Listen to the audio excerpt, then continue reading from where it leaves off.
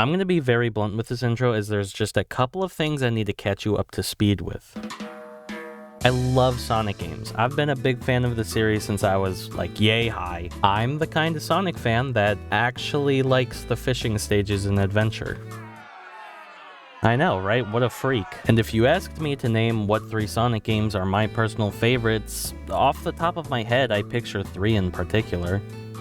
Because that's what you asked me. Choosing between them is a whole other story, but I'm inclined to pick the one that means the most to me. This is the one that I grew up with, it's a childhood favorite, blah blah blah blah. Sonic Colors is what cemented me as a Sonic fan. Now, being the pillar that I am in the Sonic community, I think I speak for everyone when I say a Sonic fan wants nothing more than their childhood favorite game to be updated and re-released as a worse version than the original. That's what we all want. Take notes, SEGA. Of course, I was initially excited for Sonic Colors to leave Wii jail after all those years. It's about time this game becomes more accessible, and, alright, I don't need to sugarcoat this. You've seen the horrors this game caused. Day 1? Just an absolute catastrophe that no amount of bug fixing would ever completely fix. It's not day 1 anymore though, it's day 1797. I'm not here to dig up old glitches that have been patched. Instead, I want to vent some frustrations I have in this short video. Or long video. I could probably yell about this for like half an hour if I wanted to. SEGA decided that Sonic Colors needed something more than just a port. It needed something new. I already disagree with that. Outside of simple upgrades like a better frame rate and graphics, new additions like cosmetic customization and rivals. Yeah, hi, Metal Sonic, can you give me a second? Now, while I can't deny new content is usually welcomed, I'd be lying if I said I liked any of it. Hell, I'd argue most of these new gameplay elements worsen the overall experience. That includes you. When you take an old game and port it with new content, I want that new content to feel meaningful, not tacked on for some lame reason to charge more. Something more like when Tropical Freeze was ported and added that new funky mode. You can put funky mode on Sonic Colors. I'd like that. Although I guess it's a bit ironic using Tropical Freeze as an example. I remember people hating that port when it was coming out. This is my flawed and overcomplicated way of saying the new inclusions to Sonic Colors just don't amount to anything. Rival Rush is a half-baked attempt at a speedrun time trial-like side mode. At some point, Metal Sonic will show up in one level on each planet, and all you have to do is be the first to the goal ring. What's Metal Sonic doing here, you ask? Nothing really. Not like he was implemented into the story or anything, but yeah, it's just nice seeing him around occasionally, I guess. What do you get for beating Metal Sonic? Some cosmetics, some perk tokens, which are also used for cosmetics, and a pat on the back. Good job, buddy. If you do care about the cosmetics they added, then this mode serves a purpose for you.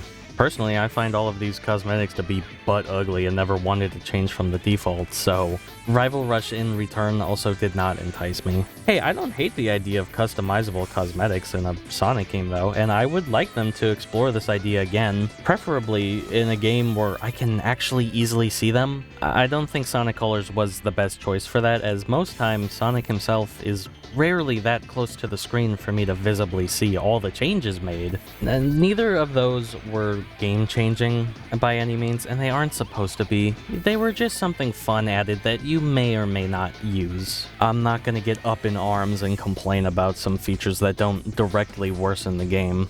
I'm free to say that they did add 2 other additions that did directly worsen the game, so I am going to get up in arms about those, however. Wisps. We all love them, but Sonic Team loves them the most. Couldn't bear to leave them for the better half of a decade. With their introduction game being ported, now was the perfect excuse to shove in whatever extra ones they've garnered, in which we were gracefully handed the Ghost Wisp from Team Sonic Racing.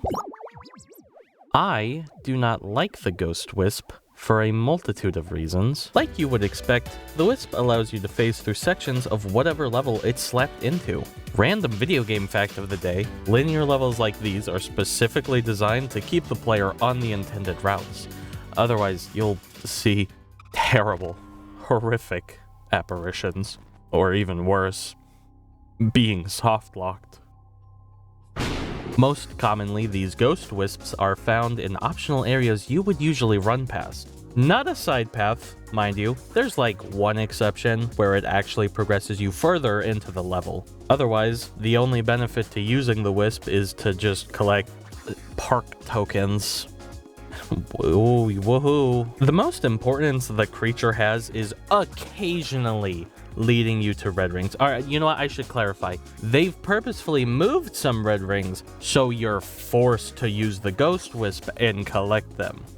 Yeah, that's how we introduce a new power-up. Make it feel like a digital ball and chain. That's a great idea. If that isn't the exact definition of something being shoehorned in, then I don't know. At no point am I happy about collecting the Ghost Wisp. Never once am I glad I stopped my momentum in the level to go fumble around in some extra area that serves zero purpose. I liked being able to collect as many red rings as I could in a single, fast, fluid run.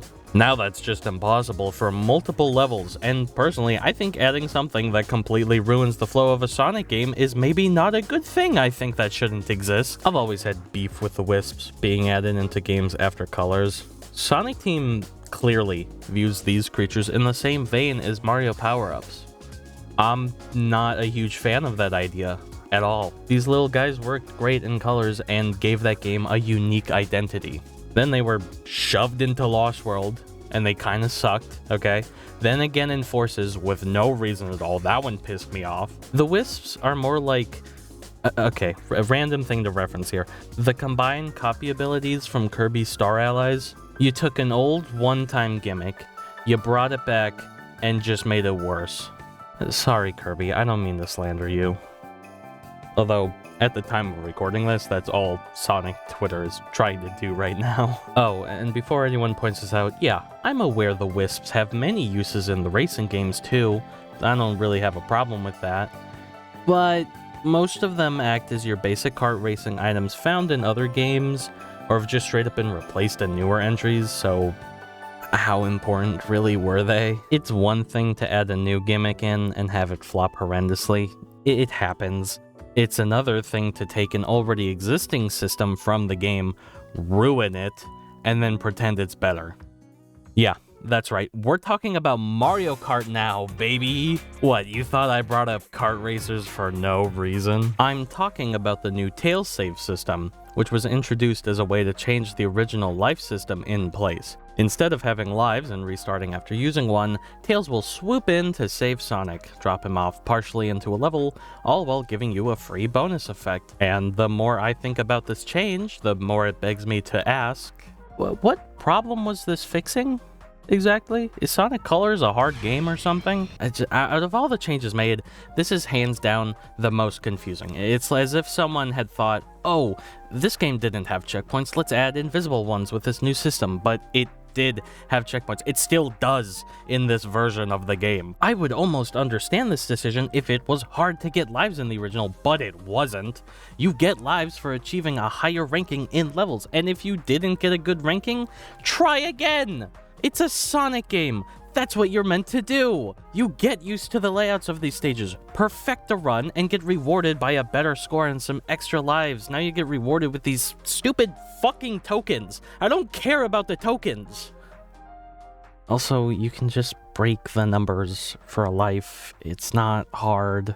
I remember a similar discussion happening around 2017 when Mario Odyssey was coming out, and they had stated it's not going to use a life system. An even more recent example being Mario Wonder, which does operate on lives. There's nothing wrong with this method, it just depends on the type of game it's put in. Sonic Colors is a game that operates well with a life system, and there was no good reason to change it, which is like my entire problem with everything I've mentioned in this video. None of what was added felt meaningful. Nothing felt like it was smoothly integrated. I'm glad that this game is available on modern platforms with better resolution, frame rate, and controller remapping. That's all it had to be. Not to hide behind this easy excuse of I want less content for cheaper shtick, but seeing how little substance any of this added, how a lot of it just leads to a worse experience, then yeah, I do really think we would have been better off with a port that changed as little as possible. You know, a thing I appreciate about Sonic games is that even if a certain entry is considered really bad, you can still rely on the music being pretty good. I think we're all aware of that, though. At least, that's what I thought, but I guess we're not safe from that either. Y'all didn't seem to like the last time I spent the second half of a video talking about a game's OST, so I'm not going to do that here. Be warned, you should take what I'm about to say with a grain of salt. I'm not a musician by any means. I just have ears. And my ears tell me most of these new remixes kinda suck. Except you, Aquarium Park. You can stay. Rather, I need to point to one specific song.